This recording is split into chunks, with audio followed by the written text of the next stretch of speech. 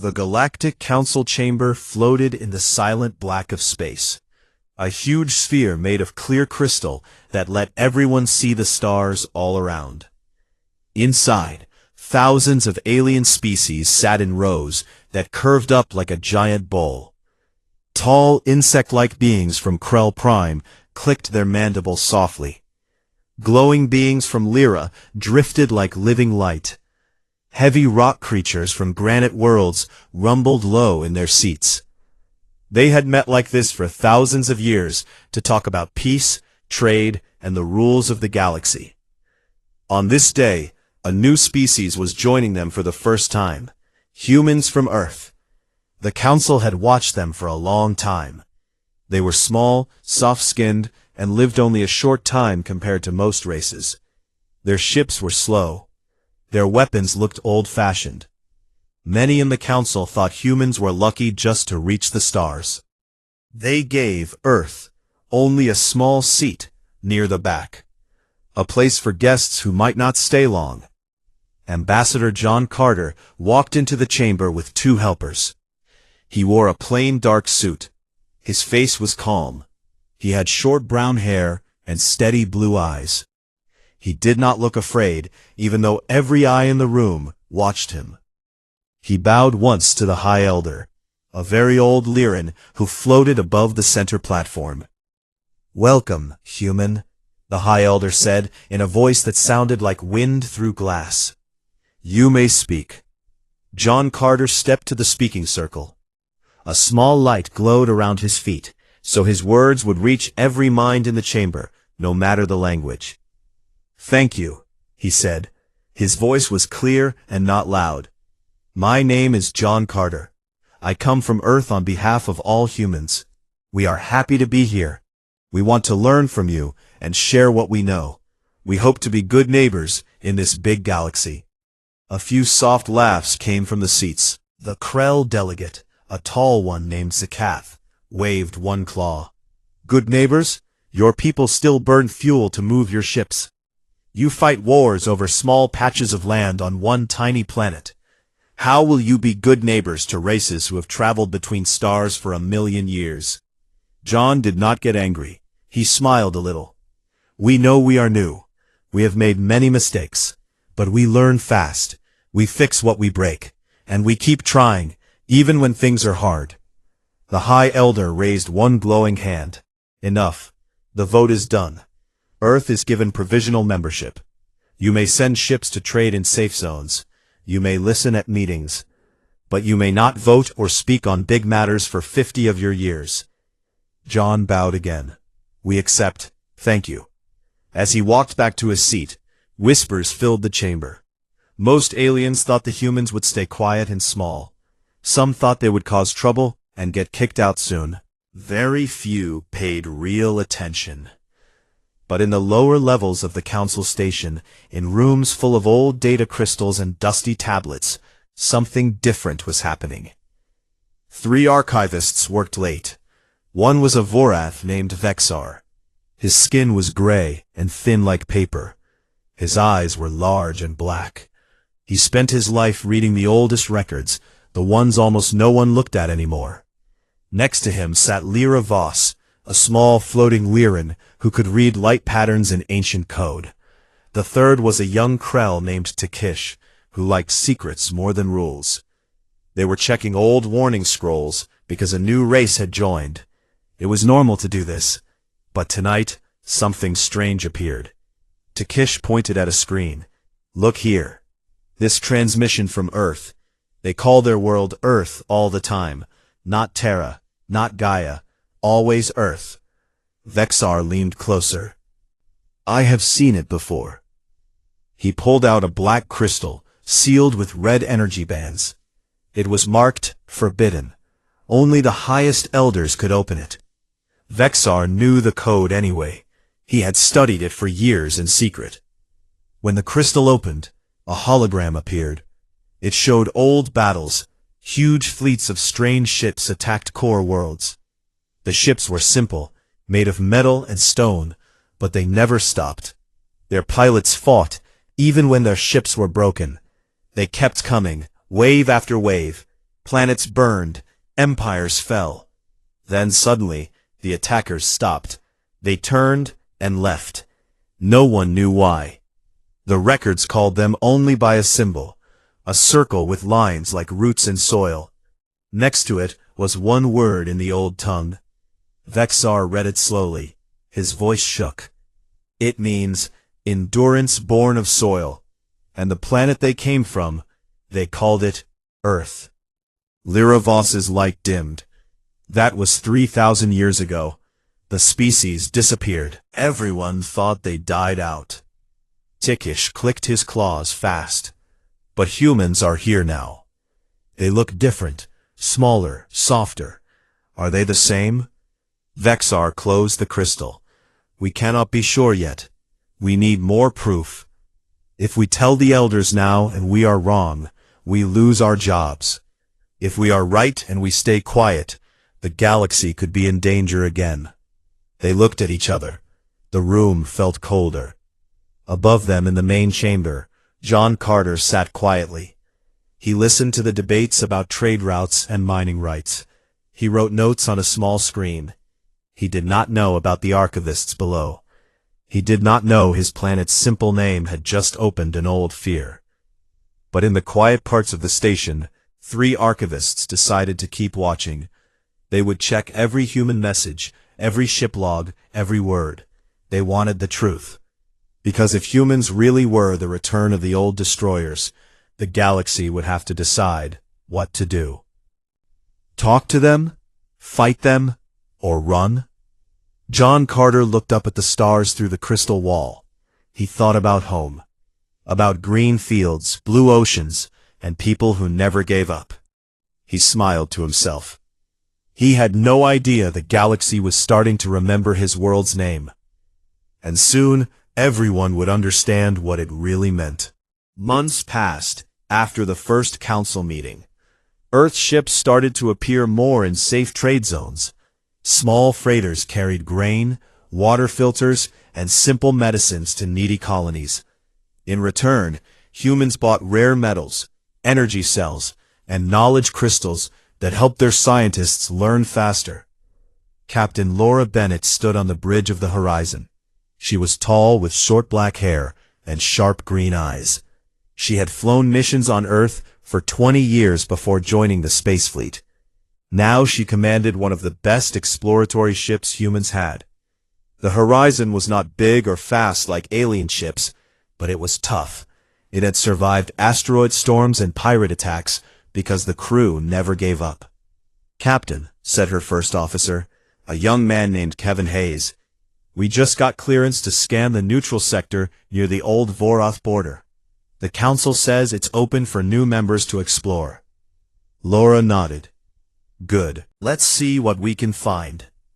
And keep sensors on high. Some races still don't like newcomers poking around." Kevin smiled. "They'll get used to us. We don't cause trouble." Laura looked out the window at the stars. Not yet.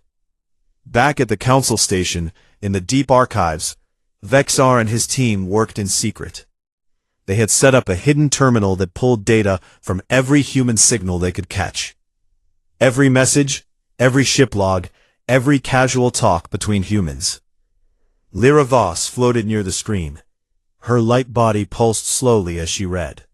"Look at this. A human science paper. They talk about surviving on a world with ice ages, giant storms, and predators that could eat them whole. They say their planet shaped them to endure." Takish clicked his claws. "Many species endure. But look at their history files we hacked. Carefully, of course. Wars that lasted centuries. Diseases that killed millions. They rebuilt every time, faster each time." Vexar stared at an old hologram from the Forbidden Crystal. It showed the ancient attackers. Their ships looked crude, like the early human ones.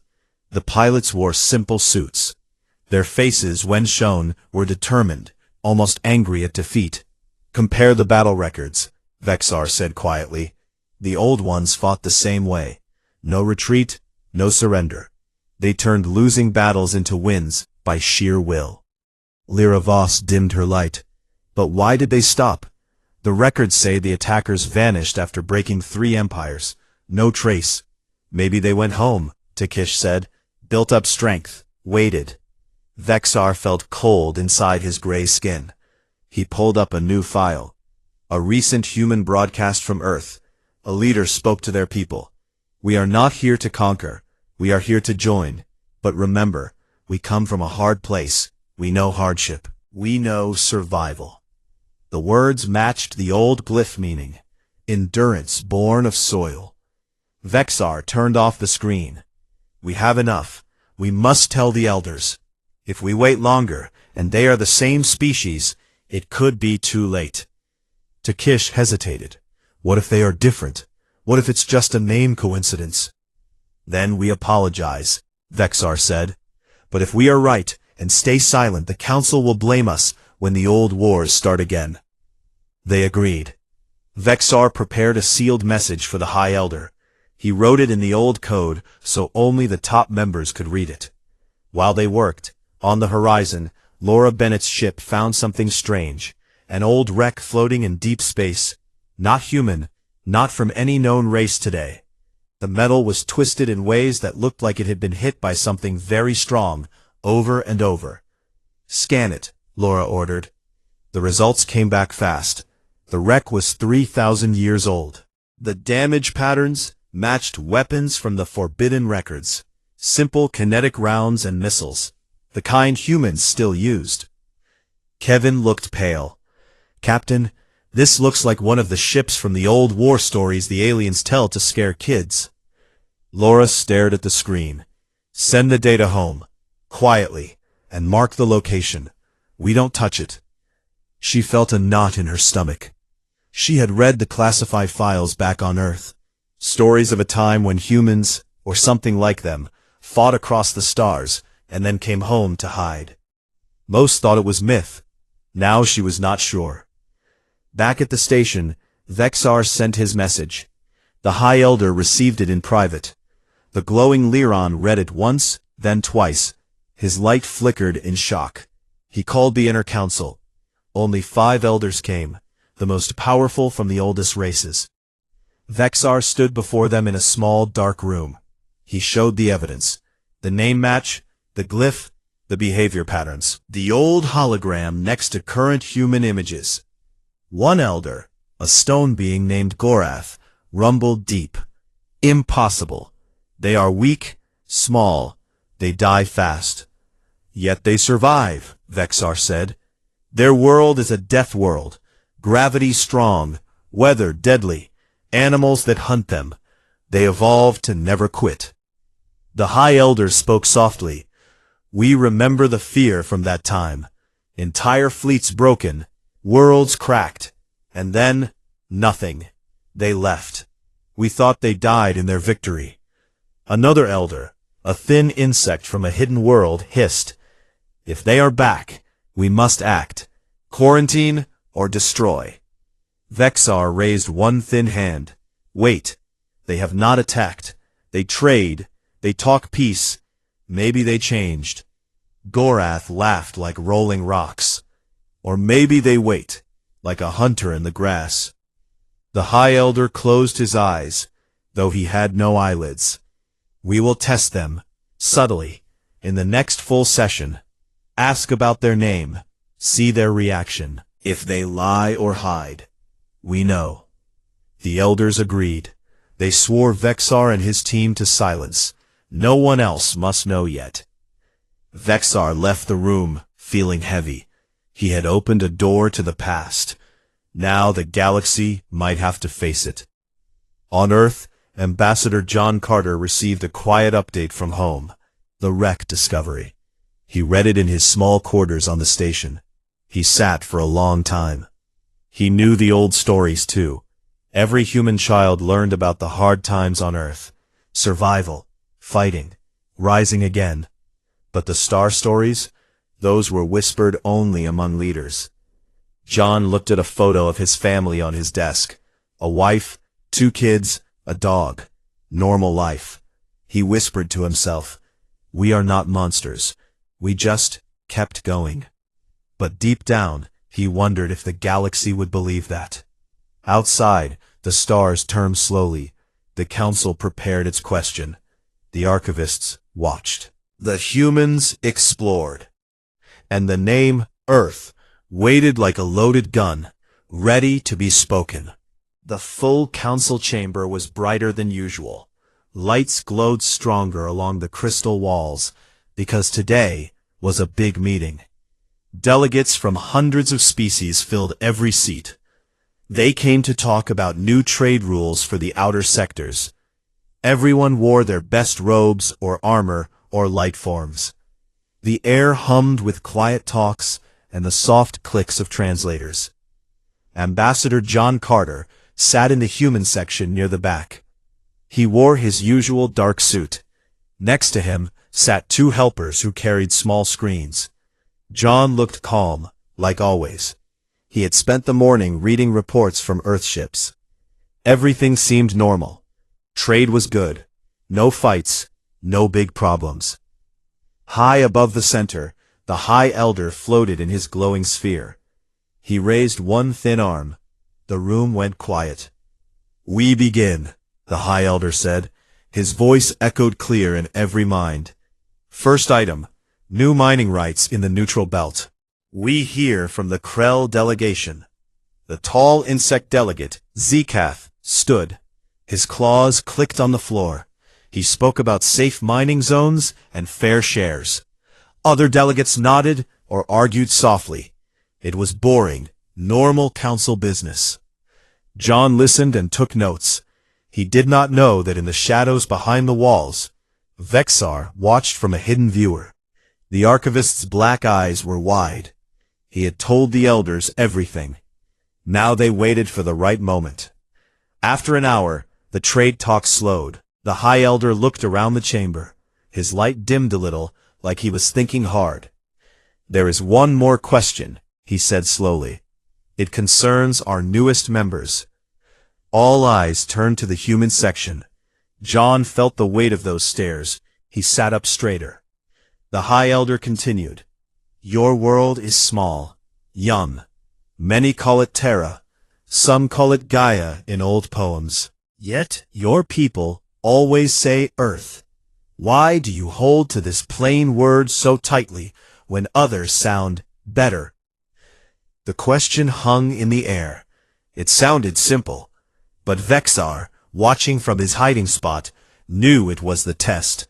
The elders wanted to see John's face, his words, any sign of guilt or fear. John stood up slowly. He walked to the speaking circle. The light glowed around his feet again. He looked at the High Elder, then at the sea of alien faces. He smiled a small, real smile. "Because Earth is what we call it," he said. "It's our home. We walked on its dirt. We breathed its air. We fought its storms and its beasts. When we look at the stars from there, we remember where we started. Names matter to us. Earth is not fancy, but it's ours, and we are proud of it." The chamber stayed quiet. No laughs this time. Some delegates leaned forward. Others looked confused. The High Elder floated closer. "And if we spoke that name in the old way, the way it was written long ago?" John tilted his head a little. "You can say it however you want. It's still our home." That was the moment. Vexar could not wait any more. He stepped out from the side door into the main chamber. The elders had not told him to do this, but he felt the truth burning inside him. He walked to the center platform. His gray skin looked pale under the lights. The High Elder turned. "Archivist Vexar, you were not called." Vexar bowed low. "Forgive me, High Elder, but the time for secrets is over." He looked straight at John Carter. Then he raised his voice so every translator caught it. "Earth," he said. The word came out clear, not in the common tongue, in the ancient root language that the oldest records use. The translation matrices in the chamber flickered. For one long second, they failed. The word echoed raw and heavy like a stone dropped in deep water. A cold wind seemed to blow through the room. though no air moved. Delegates gasped. Lights dimmed on some aliens as fear hit them. The Krell delegate Zekath stepped back, claws raised like weapons. The stone being Gorath made a low rumble that shook seats nearby. Lyron lights blinked fast in panic. Holograms appeared without anyone touching controls. Old records woke up. Giant images filled the air above the chamber. They showed fleets of simple ships, metal hulls scarred and patched, pilots in plain suits who never backed down, planets cracked open, empires burning. The attackers moved like a storm that would not stop. They took hits that would kill other races. They kept coming, always coming. Then the images showed the end. The fleets turned. They left the broken worlds behind. They vanished into the dark between stars. The last hologram froze on one word carved in stone. The glyph for endurance born of soil. Next to it, in faded script, Earth. Silence covered the chamber like thick fog. John Carter stood still. He looked at the holograms. His face showed no shock, only quiet understanding. He spoke first. His voice was soft but clear. So you remember. The High Elder floated down until he was level with John. We thought you were gone, destroyed in your own victory, or lost forever. John shook his head. We went home. We had enough of war. Our world was hard enough without bringing more pain from the stars. We built. We waited. We learned to live better. Zekath hissed. You broke empires. You left scars that still hurt. John looked at him. Yes, some of our people did that long ago. We do not hide it. But those people are dust now. Their children chose a different path. We came back to join, not to fight. Gorath rumbled. How do we trust you? You carry the name that brought terror. John spread his hands. Look at us. We trade food and medicine. We explore with small ships. We talk instead of shoot. If we wanted war, we would not sit here answering questions. The holograms faded. The chamber lights came back up. Vexar stepped forward again. I found the proof. The name matches. The ways match. But their actions now, they are different. The High Elder looked at every delegate. We will recess. This needs thought. No one speaks of this outside these walls yet. He turned to John. Ambassador Carter, stay. We will talk in private. John nodded. I will stay. As the delegates left in quiet groups, whispers followed them. Fear, anger, wonder. John stood alone in the empty speaking circle for a moment. He looked up at the stars through the crystal dome. About blue skies and green hills. About people who argued and laughed and kept going no matter what. He whispered to the empty room. They know our name now. Outside the chamber, Vexar watched John from the shadows. The archivist felt strange, not afraid anymore, curious. The galaxy had remembered the old terror. But maybe, just maybe, it would learn something new about the ones who carried that name. The recess bell rang soft. The private talks would start soon. The truth was out, and nothing would be the same. The private chamber was small and dark compared to the big crystal hall. Thick walls blocked all sound from outside. Only a soft blue light came from the ceiling. The High Elder floated in the center. Around him sat the 5 inner elders, Gorath, the stone being, Zekath, the Krell, 2 others from old races, and Vexar, who stood near the door with his head down. Ambassador John Carter entered alone. No helpers, no guards. He walked to the middle of the room and stopped. He looked at each elder in turn. His face stayed calm. The High Elder spoke first. Ambassador, the name has been said. The old fear has returned. Many delegates now demand action. Some want your ship stopped. Some want your people sent away. A few speak of war. John nodded slowly. I understand. Fear is a strong thing. We have felt it too. Gorath rumbled, like distant thunder. You broke us once. Your kind left worlds in ruin. How do we know this time is different? John met the stone elder's hard eyes. Because we chose to stop. Long ago, some of our people went out into the stars. They fought because they had to, or because they wanted power. We do not know all the reasons. Those stories are old and broken. But when it ended, they came home. They told their children, no more. Build here, live here, learn to be better. Zekath clicked his mandibles fast. Words, easy words. Your ships still carry weapons. Your people still train to fight. Yes, John said. We do. Not to attack. To protect. Our world taught us one hard lesson. If you cannot defend yourself, someone will take what you have. But look at what we do now. We send doctors to sick colonies. We share water tech with dry worlds. We listen when others speak. The High Elder pulsed his light slowly. We saw the holograms. Your ancestors did not run from pain. They ran toward it. That is what scares us most. A species that turns every hardship into strength, that never breaks. John took a deep breath. Earth is not kind. Strong gravity pulls you down. Storms tear houses apart. Animals hunt you. Winters freeze you. Summers burn you. Plagues come without warning. We lost billions to sickness, war, hunger. Each time we got back up, we fixed what was broken. We made tools, we made rules, we made hope. That is why we call it endurance born of soil. Not because we want to destroy, because we refuse to die. Vexar stepped forward. His voice was quiet. I found more records today, hidden ones. After your people left the stars, some aliens followed. They watched from far away. They saw Earth heal itself, cities rise again, wars end. Your kind turned inward. You forgot the stars for a long time. You lived on one small world and made it enough. John looked at Vexar. We did not forget. We waited.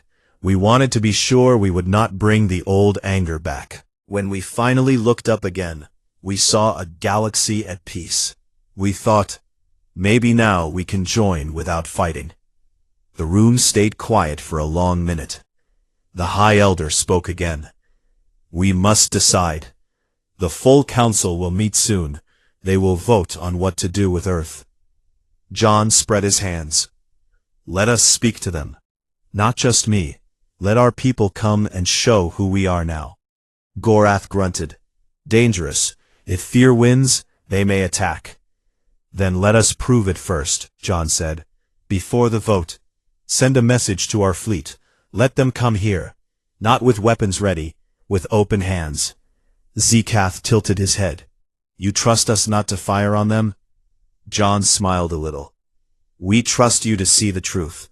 If you still want war after that, then we will defend ourselves. But I do not think it will come to that. The elders looked at each other. Lights flickered. Claws tapped. Stones shifted. The High Elder finally nodded. We will allow it. One ship only. Small. Unarmed if possible. Come to the outer dock. We will watch. We will listen. John bowed. Thank you. He left the chamber. In the hallway he sent a fast message to Earth Command. Then he contacted the nearest ship. Captain Kevin Hayes received the call on the bridge of the diplomatic vessel Unity. He was a steady man, with gray hair at the sides and kind brown eyes. He listened to John's words without speaking. When John finished, Kevin said, We're 3 days out. We'll come. No guns hot, no shields up, just us. Good, John said. And bring Megan Brooks. She knows how to talk to aliens better than most. Kevin nodded. She's already packing. 3 days later, the Unity arrived. It was a plain ship, white, with blue lines, no heavy armor, no big cannons showing. It docked softly at the council station. Megan Brooks stepped out first. She was short, with curly brown hair and warm hazel eyes. She carried only a small bag with data pads and a few gifts from Earth. Seeds, music crystals, and pictures of children playing. Kevin followed, then 10 more humans, scientists, teachers, a doctor, no soldiers. The council sent a small group to meet them. The High Elder was there, Gorath, Zekath, Vexar. Megan smiled and bowed. We come as friends. We heard you remembered our name. We want you to know the rest of our story. They walked to a large open hall with windows to the stars. Many delegates waited there. Some looked angry, some scared, some curious. Megan stood in the middle, no speaking circle, no lights, just her voice. She told them about Earth, not the wars in space, the ones at home, how people shared food when there was little, how strangers helped after disasters, how art and stories kept hope alive. She showed pictures, families laughing, scientists working together, people planting trees after fires. We are not perfect. We make mistakes, big ones, but we learn, we change. The name Earth means we keep going, not to hurt others, to make sure tomorrow is better than today. A young Lyron delegate floated forward. You left scars on our worlds. Megan looked at him. We know, and we are sorry. Those who did it are gone, but the pain stays. If you let us, we will help heal what we can. Trade, knowledge, time, whatever you need. The room was quiet again. Kevin Hayes stepped up. We brought something small. Seeds from Earth. They grow in hard places. Maybe they can grow here too, as a start. He opened a box. Inside were tiny packets. He handed one to the High Elder. The glowing being took it. His light warmed a little. Gorath looked at the seeds, then at the humans. You offer plants, after what was done? Megan answered, yes, because life keeps going, like us. We will think on this. Period.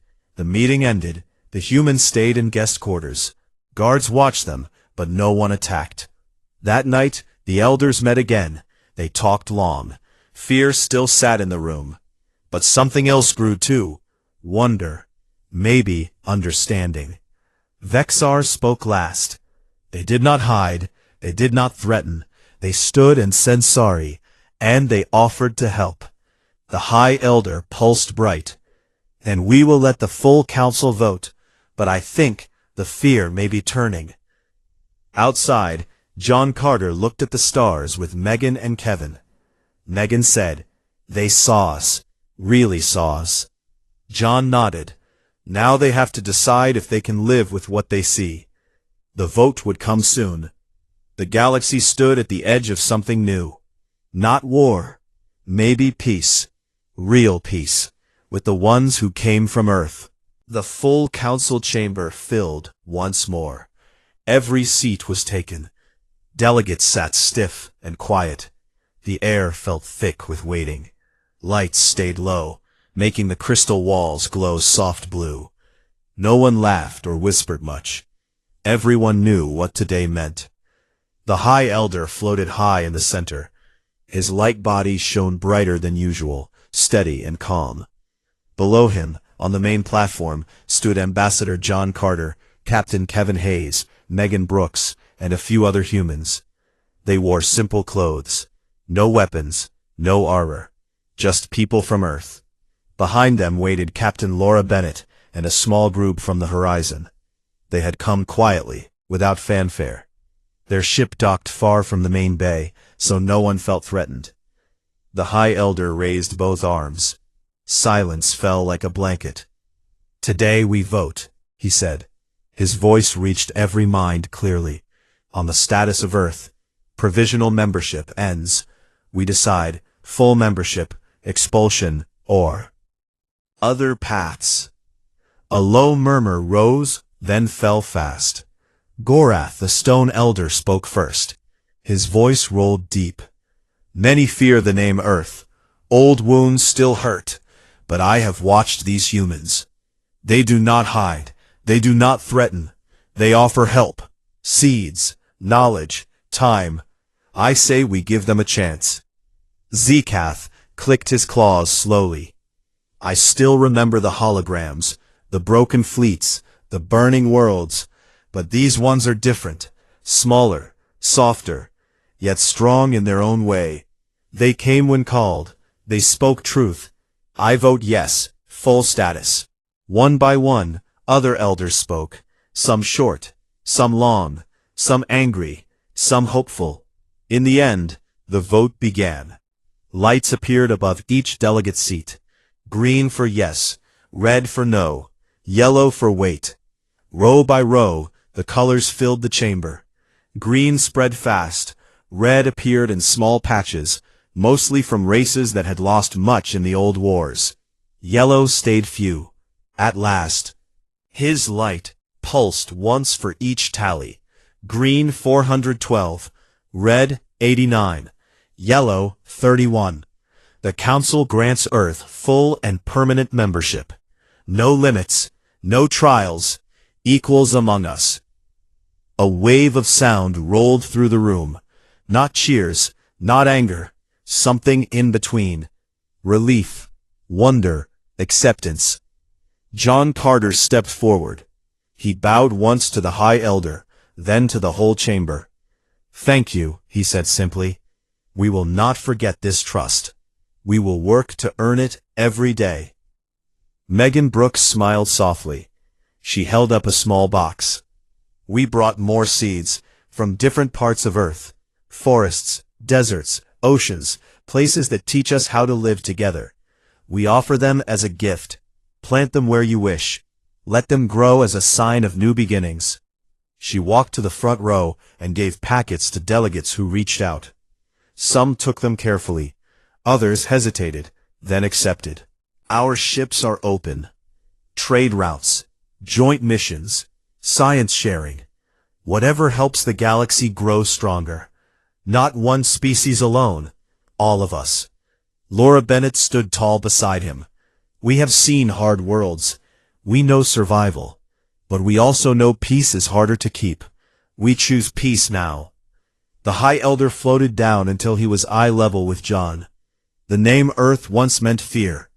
Now it means something else. Endurance. Not to destroy, to endure for others too. The galaxy will learn this slowly, but we start today. Delegates began to leave their seats. Some came forward. A young Lyran drifted close to Megan. "I want to learn your music," the light being said. "Your stories of home." Megan nodded. "We will share them." A Krell warrior approached Kevin.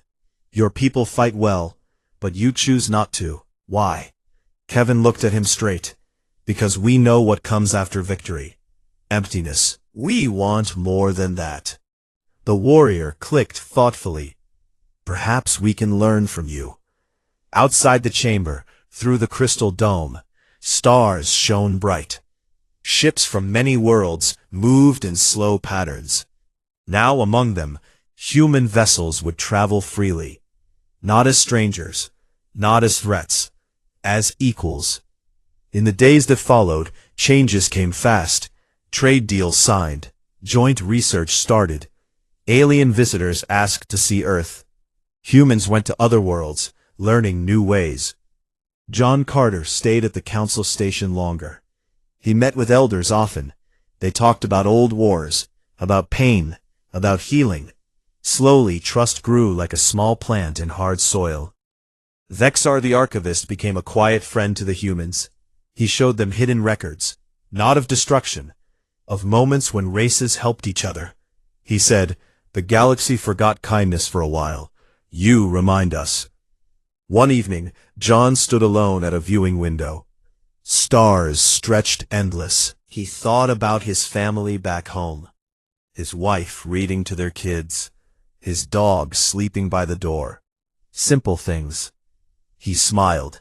Megan joined him. "They understand now. Not all at once, but enough." John nodded. Enough to start. Far away on Earth, People watched news feeds. They saw the council vote. They saw their names spoken without fear. Children asked questions. Parents answered with pride. "We come from Earth," they said, "and the galaxy knows what that means." In the quiet of space, a new era began. Not loud, not with fireworks, with small steps, shared seeds, open talks, hands reaching across the dark. Humanity had always been the quiet storm, the spark that refused to go out. Now the galaxy saw it clearly, not as a danger from the past, but as a partner for tomorrow. The stars kept turning, ships kept flying, and somewhere, in the vast black, the name Earth echoed soft and steady. No longer a warning, now a promise. That endurance could build instead of break. That hard worlds could teach gentle lessons. That humans were here to stay. And the galaxy welcomed them.